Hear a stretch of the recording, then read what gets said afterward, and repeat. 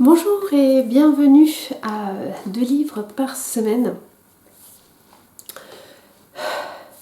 La semaine dernière, je vous ai parlé de livres enfants. Là, cette semaine, je vous parlerai de livres qui m'ont donné faim. Et je parlerai d'autres qui m'ont aussi donné faim la semaine prochaine parce que j'en ai tellement que je peux en faire deux épisodes sur ces livres qui donnent faim. Vous avez envie de manger. Ou pas, mais vous verrez la semaine prochaine. Les premiers livres dont je vais parler aujourd'hui, c'est 2 séries. Et je vais commencer par les aventures d'Anna Svensson de Johanna Fluck. Alors, je les ai lus en anglais. Je les lis en anglais. J'ai commencé à les lire en fait quand ils ont été traduits en français. Donc, c'est le premier de mémoire, c'est Meurtre et cookies au chocolat. Puis Meurtre et Charlotte aux fraises. Alors en vrai, c'est pas Charlotte aux fraises, les Strawberry Shortcake. C'est plutôt une sorte de génoise aux fraises, mais c'est pas grave. Voilà, je crois que les 4 premiers ont été traduits en français et que les suivants sont en cours de traduction. J'ai lu pour l'instant les 5 premiers. Donc quand j'ai acheté le premier que j'ai lu en anglais, je l'ai trouvé très sympathique. On est dans une petite ville du Minnesota, en plus on est pendant l'hiver, il y a de la neige de partout et Anna Svensson, notre héroïne, tient un café où elle ne vend que des cookies. Et quand on la découvre, dans sa journée de travail, la journée de travail va commencer avec la découverte d'un meurtre. Un jeune homme qui distribuait le lait est retrouvé par Anna mort, pardon. C'est voilà.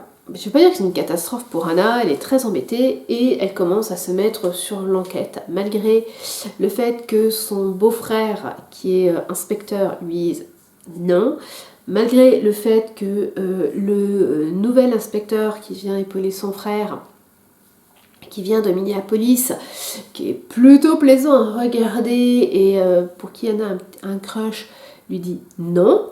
Même si le dentiste, qui est un autre crush d'Anna, lui dit non, voilà, elle le fait, vous imaginez bien que c'est grâce à elle qu'on trouvera le meurtrier. C'était très sympathique et ce qui était aussi très sympathique, c'est que à intervalles réguliers dans le livre, il y a des recettes, des cookies dont parle Anna, dont on parle dans le livre. Donc voilà, j'avais beaucoup aimé, je l'avais trouvé en grand format, comme on pourrait le trouver en France, et je m'étais dit que j'allais continuer. J'aime bien ces romans, ces cozy mystery, ces séries de romans où on trouve les personnages, on est dans une ambiance qu'on connaît bien, qui est assez sympathique. Donc voilà. Donc j'ai acheté le deuxième. Alors là, dans un autre format, nous, c'est format poche. Eux, aux États-Unis, ils appellent ça mass paperback.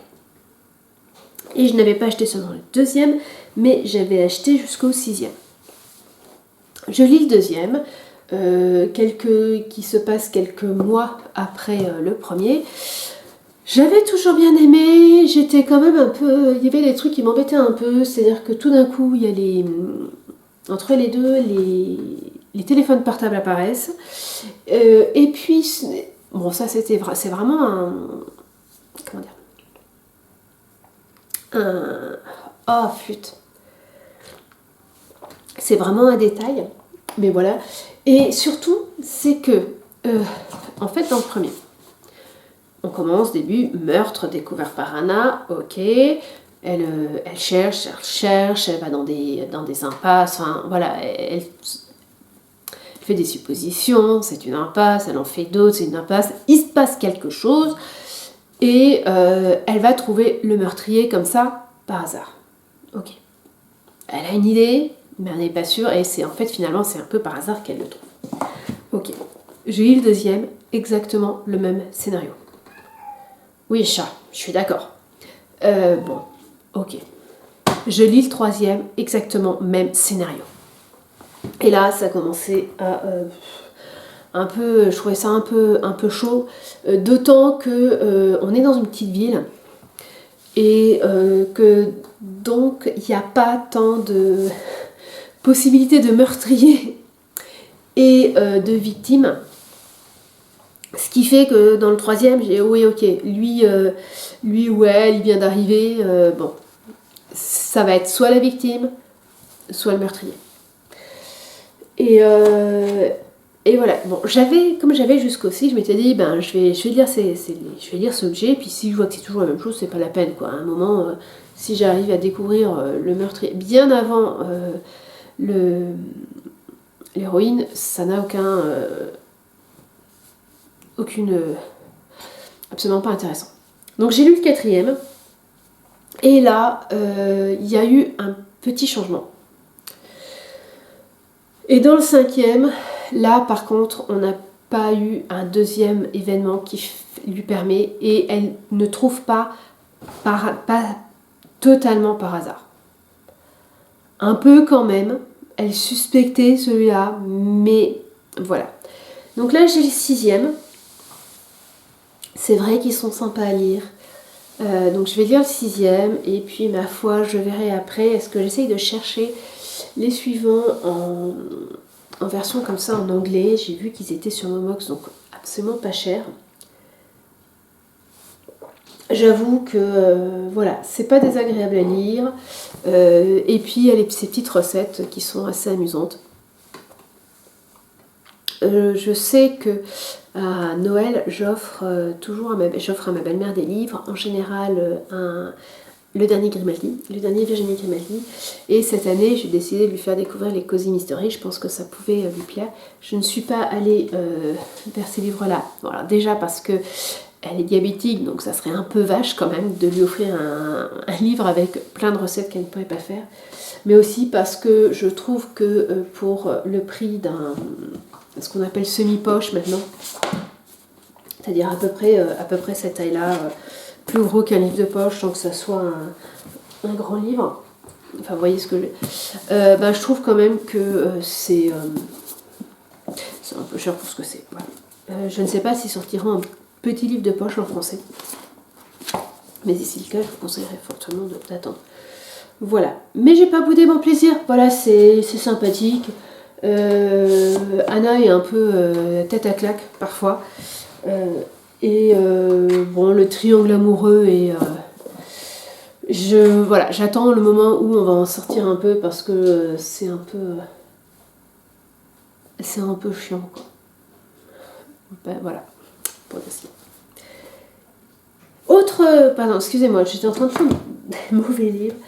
Autre série qui m'a bien fait saliver, que j'ai lu en décembre, c'est la série Au bord de l'eau de Jenny Colgan. Donc vous avez une saison au bord de l'eau, une rencontre au bord de l'eau et Noël au bord de l'eau. Et je sais qu'il y en a un 4e qui vient de sortir. J'attendrai qu'il sorte en poche l'année prochaine. Parce que Jenny Colgan, ces 3 livres, c'est du Jenny Colgan.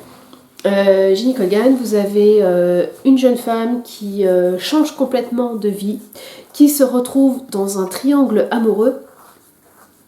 Et mon Dieu, qui va-t-elle choisir? Et est-ce que comment sa nouvelle vie va se poser? Je suis désolée, j'ai un début d'urticaire. Très désagréable. Là, on va suivre Flora qui travaille dans un cabinet d'avocats sans être une avocate elle-même, et qui va devoir se retrouver à retourner dans une petite île écossaise, l'île de Mur, pour son travail. Elle avait quitté l'île après la mort de sa mère qui avait été très dure pour elle. Elle a laissé sur l'île son père et ses 3 frères qui continuent à essayer tant bien que mal de faire vivre la ferme familiale. Elle va se retrouver imbriquée dans une histoire et va devoir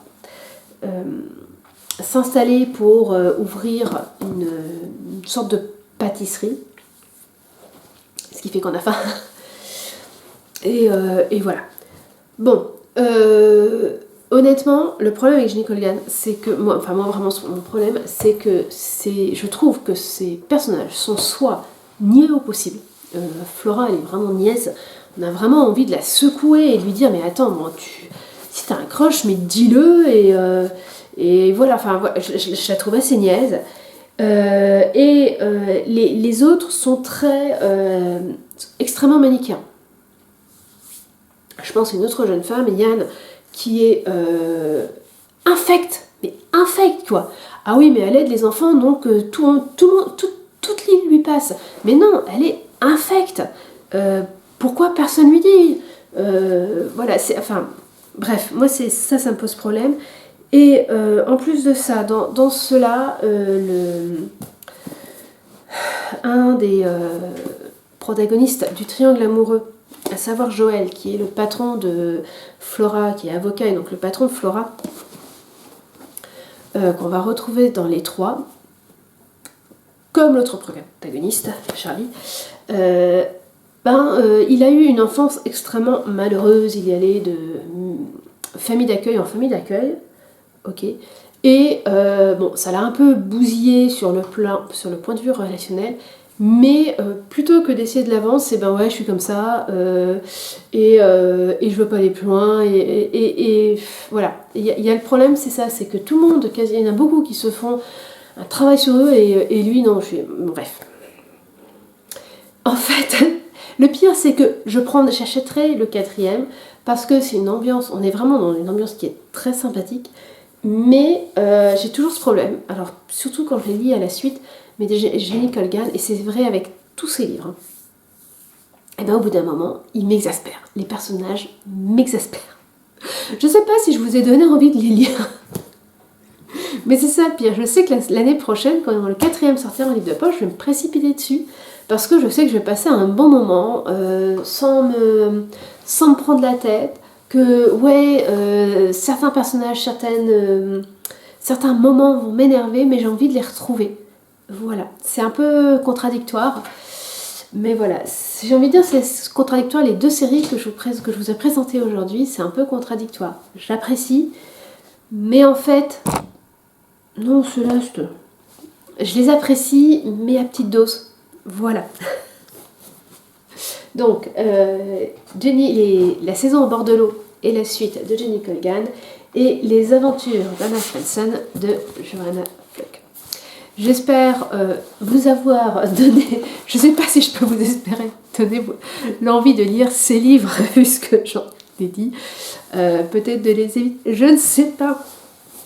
Mais voilà, si vous avez d'autres livres à me présenter, n'hésitez surtout pas à m'en parler, et on se retrouve la semaine prochaine pour 2 autres livres qui vont encore parler cuisine.